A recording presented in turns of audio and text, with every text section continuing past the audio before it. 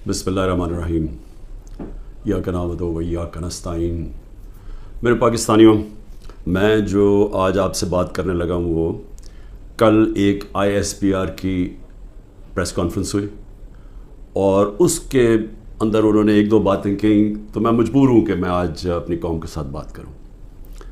जो उन्होंने बात की कि ये पाकिस्तान के ख़िलाफ़ बगावत और इशारा सारा तहरीक इंसाफ के ऊपर कि हमने बगावत की है, और ये कि ये पहले से प्लान बन रहा था इसका कि हम ये पहले से तैयारी कर रहे थे बगावत करने के लिए, और ये अपनी फ़ौज के ख़िलाफ़ ये सारा ये हमने किया। और जिस तरह की वो बात की गई, मुझे एक बड़ी तकलीफ़ हुई उसकी। तो मैंने कहा कि मैं आज अपनी कौम के सामने ज़रा 2-3 पॉइंट रखूं, क्योंकि जब ऐसी बात की जाती है तो इसका जवाब देना बड़ा ज़रूरी है। देखिए, अब ये मौक़िफ़ आ गया ISPR का और पाकिस्तान की इस्टेब्लिशमेंट का कि तहरीक इंसाफ ने बगावत की। अब ये दूसरा भी एक मौक़िफ़ है, ये हमारा भी मौक़िफ़ है, ये मेरा मौक़िफ़ है, मेरी पार्टी का मौक़िफ़ है कि हमारे ख़िलाफ़ पूरी कॉन्स्पिरेसी की गई, हमारी गवर्नमेंट गिराई गई, जबकि पाकिस्तान की तारीख़ में 2 सालों में, आखिरी हमारे 2 सालों में बेहतरीन माशत ऊपर जा रही थी। आप अगर इकोनॉमिक इंडिकेटर्स देख लें और पाकिस्तान इकोनॉमिक सर्वे पढ़ लें, तो वो इनकी हुकूमत का भी पढ़ लें जो इनके दौर में शाया हुआ है, तो आपको ये पता चलेगा कि 17 साल के बाद बेहतरीन इकोनॉमिक परफॉर्मेंस थी। और 17 साल पहले इसलिए थी कि अमेरिकी डॉलर्स आ रहे थे, हम अमेरिका की वॉर ऑन टेरर लड़ रहे थे।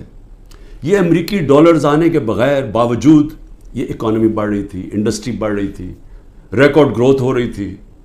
और इसके बावजूद कि 2 साल कोरोना में सारी दुनिया में एक बहुत बड़ा ज़वाल आया हुआ था, उसके बावजूद अल्लाह का करम कि हमने अपनी मायशत को भी बचाया, हमने अपने लोगों को भी बचाया। दुनिया ने एक्नॉलेज किया कि पाकिस्तान ने जो कदम उठाए कोविड-19 में, वो दुनिया में मिसाल थे। एक अमेरिकी एक इकोनॉमिस्ट जो काम करता था डोनाल्ड ट्रंप में, उसने कहा कि अगर अमेरिका पाकिस्तान की मिसाल ले लेता तो कितने 10 खरब डॉलर बचा सकता था।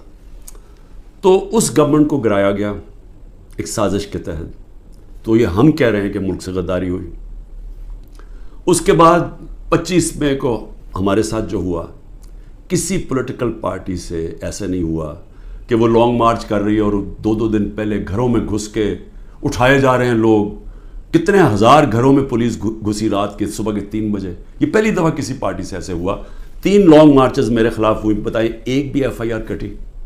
एक दफ़ा हमने किसी को रोका? किसी के ऊपर टेयर गैसिंग हुई? और हमारे ऊपर पूरा एक अटैक आया, हमारे बुनियादी हकूक, फंडामेंटल राइट्स की वायलेशंस हुई और हमारे ऊपर ही पर्चे कट गए। मैंने तब 25-26 की सुबह को अपने धरना कॉल ऑफ किया, क्योंकि मुझे पता था इंतशार की तरफ जा रहा है। जो पार्टी इलेक्शन चाहती है वो इंतशार तो नहीं चाहती। तो उसके बाद हमारे ऊपर ये नहीं हुआ कि सस्तियाँ कम हुई। जब हम 30 बाई इलेक्शंस जीत गए 37 में से, बावजूद इसके कि पूरी इस्टेब्लिशमेंट की सपोर्ट थी ये 12 जमातों की, मेरे ऊपर कातलाना हमला हुआ, मुझे कत्ल करने की कोशिश की गई। मैं अपनी FIR नहीं कटवा सका। ये भी साजिश थी, क्योंकि वो ताकतवर लोग बैठे हुए थे, मैं कुछ नहीं कर सका। फिर जो JIT बनी, पंजाब की हमारी गवर्नमेंट थी, उसने जो चीज़ें सामने लेके आई, जब वो चीज़ें सामने आ रही थी कि 3 शूटर थे एक की बजाय, वो JIT को सैबोटाज किया ताकतवर लोगों ने। साजिश थी, क्यों नहीं उन JIT को चलने दिया। उसके बाद हमारे ऊपर, मेरे घर पे हमला होता है। हम अश्योरिटी बॉन्ड जब दे रहा था मैं कि जनाब मैं वहाँ 18 मार्च को इस्लामाबाद के जुडिशल कॉम्प्लेक्स में जाऊँगा, कोई कानूनी जवाज़ नहीं था मेरे घर पे। 24 घंटे हमला किया और वो श्योरिटी बॉन्ड भी ना ले पुलिस, क्योंकि उन्होंने मुझे अगवा करना था यहाँ से। यहाँ लोगों को ज़ख्मी हुए, सारा दिन घर अंदर बैठ ना सके, 24 घंटे टेयर गैस कमरों के अंदर। कभी किसी लीडर से ऐसे नहीं हुआ। 18 मार्च को फिर मेरे ऊपर एक कातलाना हमला होता है। अल्लाह का करम है कि मैं बच जाता हूँ। सारा वहाँ ऊपर ISI ने उसको टेक ओवर किया हुआ था, जो जुडिशल कॉम्प्लेक्स है। CCTV कैमरा इन्होंने बंद कर दिए। पूरी तैयारी थी कि इमरान खान को कत्ल करना था वहाँ। वो अल्लाह ने ऐसा करम किया कि وقت میں ہم باہر نکلے، اگر اندر چلے جاتے تو دروازہ بند ہو جاتا تو ختم تھا، وہاں بچا میں۔ اس کے بعد اگلے دن یہاں، 2 دن کے بعد، 3 دن کے بعد ادھر ایک اور مرتضیٰ بھٹو ٹائپ قتل کرنا تھا، وہ مجھے پہلے پتہ چل گیا، میں نے ٹی وی پہ چلا گیا، وہ رک گئی بات۔ تو سازش تو کیا ہو رہی تھی؟ سازش یہ ہو رہی تھی کہ ایک پارٹی جو جیتنے جا رہی تھی الیکشن، اس کو پارٹی کو ختم کرنے کے لیے لیڈر کو ختم کرنا تھا، اور پلان تب سے بنا ہوا تھا، کیسز شروع ہو گئے تھے مہینوں کے اندر۔ جیسے 70 سال میں ایک آدمی کے اوپر ایک کرمنل کیس نہیں ہوتا، چند مہینے میں آج 170 سے زیادہ کیس ہو چکے ہیں۔ یہ یعنی کون سا انصاف کا تقاضا ہے کہ ہر قسم کا، جو ہر دوسرے دن کوئی نیا کیس ہو جاتا ہے، سارا میرا وقت ایک عدالت سے دوسری عدالت میں لگتا ہے۔ تو یہ کون سا، یہ ملک کی بہتری کے لیے ہو رہا ہے کہ ایک پارٹی، سب سے بڑی پارٹی کو باہر رکھنا؟ اس سے بڑی سازش کیا ہے؟ جمہوریت، سب سے بڑی پارٹی کو ختم کرنے کا مطلب جمہوریت ختم کرنا، اور جمہوریت ختم کرنے کا مطلب آزادی ختم کرنا ہے۔ تو یہ کیا ملک کے خلاف سازش نہیں ہے؟ اور پھر جو 9 مئی کو ہوا، اب ISPR صاحب کہہ رہے ہیں کہ جناب 9 مئی کو جو ہوا ہے وہ ایک بڑی سازش چلتی آ رہی تھی، تو وہ سازش سامنے آئی، بغاوت۔ مجھے یہ بتائیں کہ میں جب یہاں سے، مجھے پتا تھا پکڑنا انہوں نے مجھے 9 مئی کو، میں اس سے پہلے ویڈیو ریکارڈ کر کے گیا کہ اگر مجھے پکڑنا ہے مجھے وارنٹ دے دیں اور میں آرام سے اپنے آپ کو آپ کے حوالے کر دوں گا، کوئی ضرورت نہیں ہے کہ یہ جو میرے گھر کے باہر ہوا کہ پولیس، 1000 پولیس اور رینجرز اٹیک کر رہے ہیں۔ سب کے سامنے جو ہوا کہ رینجرز بھی نہیں بلکہ وہ کمانڈوز تھے، انہوں نے اٹیک کیا، شیشے توڑے، عملہ جو بیٹھا ہوا تھا رجسٹری آفس کا اسلام آباد ہائی کورٹ، اس کو مارا، وکیلوں کو مارا، مجھے لگا ڈنڈا، مجھے اس طرح لے کے گئے جس طرح کوئی دہشت گرد ہے، غیر قانونی طور پہ مجھے پکڑا۔ کیا یہ بھی سازش کا حصہ تھا؟ کیونکہ اس کی وجہ سے اشتعال آنا تھا لوگوں کو، اور ہمارا موقف یہ ہے کہ اس کو استعمال کر کے ایک پورا کریک ڈاؤن کیا گیا جو پہلے سے پلان تھا۔ ہو ہی نہیں سکتا کہ 2 دنوں کے اندر آپ 10,000 لوگوں کو جیلوں میں ڈال دیں پکڑ کے، جب سے پہلے سے پلان نہیں بنا ہوا تھا۔ اور اس کے بعد جو بھی چیزیں ہو رہی ہیں کہ جو PTI کا ہے اس کو پکڑ لیتے ہیں، جیلوں میں ڈال دیتے ہیں، بری طرح رکھا جا رہا ہے، تشدد کیا جا رہا ہے، کسٹوڈیل ٹارچر کی جا رہی ہے، اور جو ہاتھ کھڑا کر کے کہتا ہے جی میں تحریک انصاف چھوڑ رہا ہوں، سب کچھ معاف۔ تو میرا اب سوال یہ ہے کہ ISPR کا یہ موقف ہے کہ فوج کے خلاف بغاوت ہے، ہمارا یہ موقف ہے کہ یہ ہمارے خلاف پوری سازش ہوئی پارٹی کو ختم کرنے کی تاکہ وہ الیکشن نہ لڑ سکے اور عمران خان کو الیکشن سے باہر کیا جائے۔ یہ 170 کیسز اس لیے ہیں کہ کسی طرح ڈسکوالیفائی کرو یا جیل میں ڈالو، اور یہ ملٹری کورٹس بھی میری نظر میں اس لیے ہیں کیونکہ سول کورٹس کے اندر یہ جو سارے کیسز ہیں یہ کبھی چل سکتے ہی نہیں ہیں کیونکہ بوگس کیسز ہیں، تو اس لیے ملٹری کورٹس بنائے جا رہے ہیں تاکہ اس میں عمران خان کو سزا دی جائے تاکہ وہ الیکشن سے باہر ہو جائے۔ تو میں آج اپنی ملٹری اسٹیبلشمنٹ کو کہنا چاہتا ہوں کہ دیکھیں، انصاف کا تقاضا تو یہ ہے کہ ISPR نے تو فیصلہ کر کے ہمیں دے دیا، اور جو بھی بیان آتے ہیں اسٹیبلشمنٹ سے اس سے واضح ہوتا ہے کہ ہم ہی بغاوت کر رہے ہیں، PTI اور عمران خان۔ آپ نے تو اپنا مائنڈ دے دیا ہے، تو اب سوال یہ ہے کہ آپ ملٹری کورٹس میں آپ کیسے فیصلہ کر سکتے ہیں؟ کیونکہ جج، جوری اور ایکسیکیوشن تو اب بن ہی نہیں سکتے، وہ تو انصاف ہوتا ہی نہیں ہے۔ انصاف تو وہ ہوتا ہے کہ میرا موقف ہے اور ایک اسٹیبلشمنٹ کا موقف ہے، بیچ میں تو کوئی جج بیٹھ کے فیصلہ کرتا ہے نا کہ کون ٹھیک کہہ رہا ہے۔ مجھے موقع دیا جائے، میں انشاءاللہ ثابت کروں گا۔ میرے پاس تو اب آہستہ آہستہ ثبوت آیا نا کہ یہ پورا پلان کر کے 9 مئی کو انتشار کیا گیا ہے، یہ جو جگہیں جلائی گئی ہیں یہ پلان ہوا تھا پہلے سے، یہ جو پکڑے تھے 10,000 لوگ یہ پہلے سے پلان بنا ہوا تھا، اور یہ پلان صرف ایک مقصد سے تھا کہ تحریک انصاف کو ختم کرنا ہے۔ یعنی جو کاٹا ڈالا ہوا تھا، جو بار بار مجھے ہمیں اسٹیبلشمنٹ بتاتی تھی، جو میرے ابھی بھی لوگوں کو ملتی ہے، تو ہمارے جو سارے لوگوں کو ملتی ہے ان کو یہ کہ جی عمران خان کے اوپر کاٹا ڈل گیا ہے، آپ کسی اور پارٹی میں چلے جائیں، PTI کا کوئی مستقبل نہیں ہے۔ پہلے تو ان کی بزنس بھی بند کرتے ہیں، گھر بھی توڑتے ہیں، سب کچھ، لیکن ساتھ پھر یہ مایوس بھی کر دیتے کہ جی عمران خان کا تو کوئی چانس ہی نہیں ہے۔ تو بڑے رسپیکٹفلی میں کہنا چاہتا ہوں کہ یہ عدالت میں کیس چلنا چاہیے اور اوپن ٹرائل ہونی چاہیے۔ میری ایک اور ریکویسٹ ہے، یہ ٹیلیوائز ہونی چاہیے ٹرائل، کیونکہ یہ ایک ملک کے خلاف اگر بغاوت ہے تو یہ کوئی چھوٹی چیز نہیں ہے، تو یہ چھپا کے نہیں ہونی چاہیے، پبلک میں ہونی چاہیے سارے جو آپ کہتے ہیں کہ آپ کے پاس ثبوت ہیں آپ لے کے آئیں, جو میرے پاس ثبوت ہے وہ ہم لے کے آتے ہیں, قوم کے سامنے رکھیں, کیونکہ اگر اپنی فوج کے خلاف کوئی بغاوت کرتا ہے اس کو سزا ملنی چاہیے. میری طرح کا آدمی جو فیصلہ ساری باہر 20 سال باہر کمائی کی, سب کچھ بیچ کے آج میرا پاکستان میں, میرا ایک پیسہ پاکستان سے باہر نہیں ہے, تو مجھے اگر غدار کہا جا رہا ہے تو مجھے موقع ملنا چاہیے اپنے آپ کو بے قصور ثابت کرنے کا پبلکلی.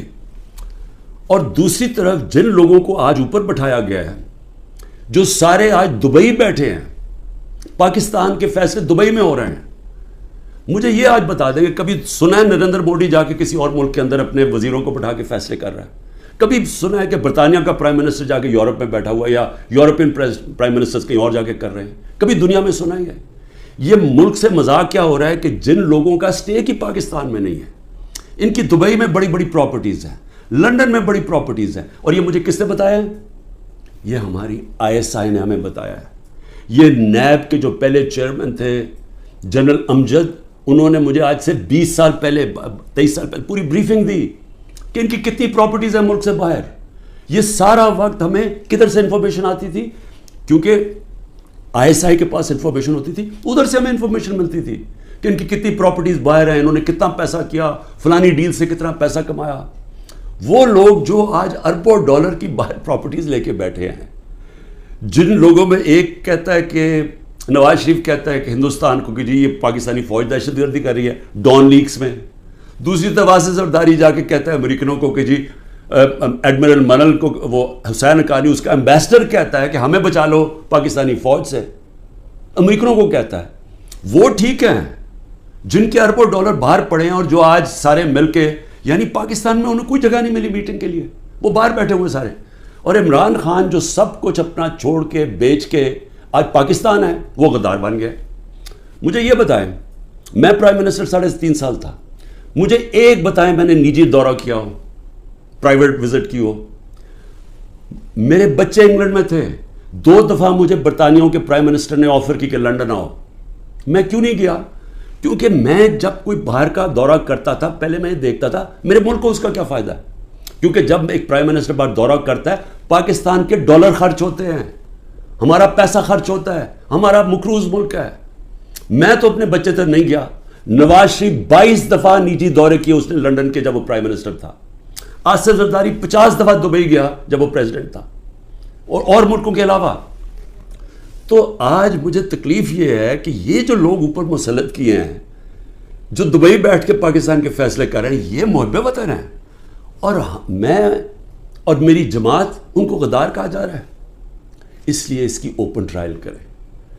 یہ بیٹھے اس کو ٹی وی کے اوپر یہ ٹرائل آئے, مجھے موقع ملے بتانے کا قوم کو کہ ہمارے سے ہوا کیا کیا ہے, میرے سے کس طرح غداری کی گئی ہے, کس طرح میرے سے جھوٹ بولے گئے ہیں, کس طرح کمر میں چاقو مارا گیا ہے, اور آج پاکستان کو گھٹنے پہ پہنچا دیا ہے. آج ہم معاشی طور پہ بھی اس جگہ پہ پہنچ گئے ہیں کہ نریندر مودی کہتا ہے کہ اس کو پاکستان کو چھوڑ دو, یہ اپنے بوجھ میں ہی کر رہا ہے. آج یہ سٹیٹمنٹ آئی ہے, 14 مہینے پہلے اس طرح کی کسی کو سٹیٹمنٹ آئی تھی؟ ذرا صرف دیکھ لیں کہ پاکستان کا وقار کدھر تھا اور آج کدھر ہے پاکستان. جتنی انہوں نے خدمت کی امریکہ کی, یہ فورن منسٹر نے اچھی اچھی انگریزی بول کے اور پتہ نہیں اربوں روپے کے دورے کر کے, اور اوپر سے شہباز شریف سارا وقت دورے کر رہا ہے باہر. جو جوائنٹ سٹیٹمنٹ آئی امریکہ کی اور ہندوستان کی نریندر مودی کے دورے پہ, ہمیں ہماری خطرے کی گھنٹی بجنی چاہیے. کبھی بائی لیٹرل میٹنگ میں وہ تیسرے ملک کو برا بھلا نہیں کہتے. انہوں نے نام لے کے کہا کہ پاکستانی دہشت گردی کر رہا ہے. مطلب یہ کہ کشمیر کی جو ساری وہ جو بیچارے اتنی دیر سے اپنی آزادی کی جنگ لڑ رہے ہیں, وہ پاکستان دہشت گردی کر کے لڑ رہا ہے, وہ آزادی کی جنگ نہیں ہے. یہ اتنا برا ہمارے اوپر انہوں نے, جو اب میں کیا کہوں کہ جس طرح کا انہوں نے پاکستان کے اوپر تماچا مارا ہے, اور یہاں سے کوئی جواب نہیں آئے گا کیونکہ ان کے پیسے باہر پڑے ہیں, اور ان کو پتہ ہے ان کے پیسے باہر پڑے ہیں, یہ کبھی نہیں بولیں گے. لیکن مجھے اس سے زیادہ خطرہ ہے, اور میں اس لیے بھی اپنی اسٹیبلشمنٹ کو پیغام دینا چاہتا ہوں کہ دیکھیں, میں ایک تاریخ کا طالب علم ہوں. یہ جو انڈیا کا اور اب امریکہ کا جو جوائنٹ ڈکلریشن آئی اور جو سمجھوتا ہوا ہے ڈیفنس میں, نیوکلیئر میں, آرٹیفیشل انٹیلیجنس ٹیکنالوجی میں یہ اب پاکستان میں بہت آگے ہمارے معاشی حالات بالکل ہی جدھر پہنچ گئے ہیں. اس سے ایک امبیلنس پیدا ہو گیا ہے.